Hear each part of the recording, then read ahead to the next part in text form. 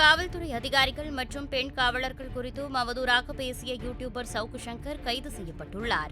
YouTuber Savukku Shankar அரசியல் கட்சிகளை விமர்சித்தும் மற்றும் தமிழ்நாடு அரசை விமர்சித்தும் தொடர்ந்து பேட்டி கொடுத்து வருகிறார். அதன்படி அண்மையில் அவர் அளித்த பேட்டி ஒன்றில் காவலர்கள் குறித்து பேசியது கடும் சர்ச்சையை ஏற்படுத்தியிருந்தது.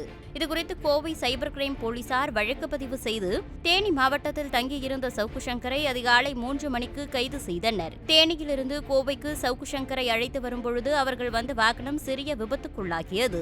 இதில் காவலர்கள் மற்றும் சவுக்கு சங்கருக்கு லேசான காயம் ஏற்பட்டதாக கூறப்படுகிறது.